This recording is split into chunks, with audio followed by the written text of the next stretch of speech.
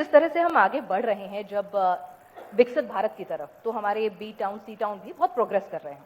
Progress के साथ साथ दिल्ली के AQI की बात तो दुनिया भर करती है, लेकिन लगभग हमारे 40% शहर जो हैं उनकी भी हवा बहुत तेजी से खराब हो रही है। वो भी एक मेजर कंसर्न है। तो उस दिशा में क्या काम किया जा रहा है? ये भी आपने अच्छा प्रश्न पूछा। हमने देश के 130 शहरों का चुनाव किया और हम उसमें कार्यक्रम चलाते हैं NCAP, national clean air programme. जो एनकैप का प्रोग्राम चलाते हैं उसमें जो गैप फंडिंग है वो गैप फंडिंग हम लोग करते हैं। और ये प्रोग्राम भी प्रधानमंत्री नरेंद्र मोदी जी का जो विजन है कि हमें सारे शहरी क्षेत्रों की हवा को सुधारना चाहिए, उसको लेकर के करते हैं। और हमने फाइनेंस कमीशन के माध्यम से इसकी फंडिंग कराने का काम किया। मेरे को आपको ये बताते हुए खुशी है और कि हम इन 130 शहरों में लगभग 30 शहरों के AQI को मतलब हम बहुत बेस्ट क्वालिटी में लेके आए, जहां 50 से नीचे का ही है। आज हमारे पास ऐसे शहर हैं। लगभग हम 61 शहरों में 30 से 40% हवा की गुणवत्ता में सुधार करने के लिए आए।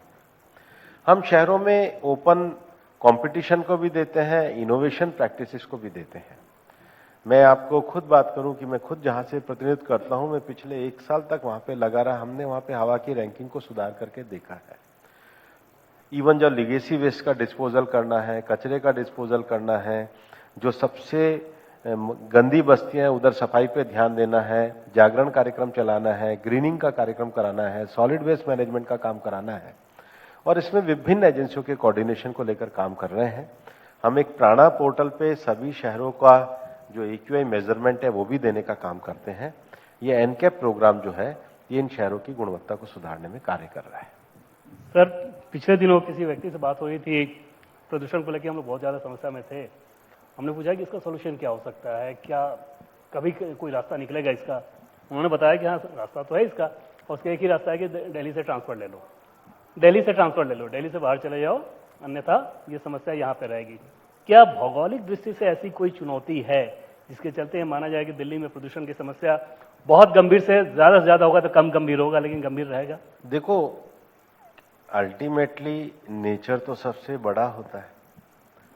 जो इस बार भी जब मैंने राज्यसभा में बोला था तो तब तक तो दिसंबर का शायद फर्स्ट वीक या सेकंड वीक था, तब मैंने कहा था कि इस बार एक भी दिन 400 से ऊपर नहीं गया है। लेकिन 3-4 दिन बाद देखा तो 400 से ऊपर गया। तो हमारा जो CAQM है और हम जो ग्रेडेड रिस्पांस सिस्टम जो देते हैं, एक्शन प्रोग्राम देते हैं, तो वो 2 विषयों पे देते हैं।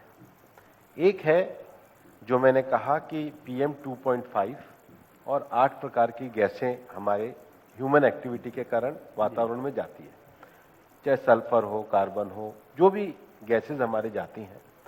और PM 10 के कण, ये जब वातावरण में जाते हैं तो इनका 24 घंटे का एवरेज होता है।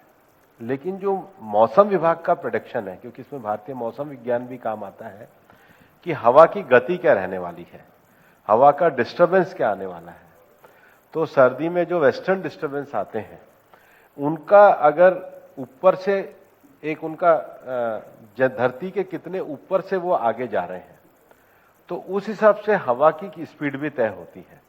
तो निश्चित रूप से जिस समय ये ध्यान में आता है कि जो डिस्टर्बेंस गए हैं, अगर ये बहुत ऊपर से गए हैं, तो हम भी कई बार देखते हैं कि कुछ समय के लिए हवा स्थिर हो जाती है।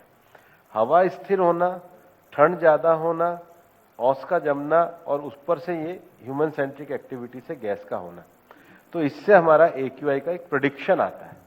उसके आधार पर जो हम दिल्ली में ग्रैप लगाते हैं, मतलब कुछ एक्टिविटियों को रोकते हैं, ग्रैप 1, ग्रैप 2, ग्रैप 3, ग्रैप 4 जो हम करते हैं, उसके आधार पे करते हैं। जो मैं साइंस बेस्ड सॉल्यूशन कह रहा हूं, अब मौसम तो प्रकृति का है, उस मौसम में हमारा एडिशन है, लेकिन उन दोनों का जो बैलेंस है उसके लिए ही ये ग्रैप का हमारा एक्शन प्रोग्राम है।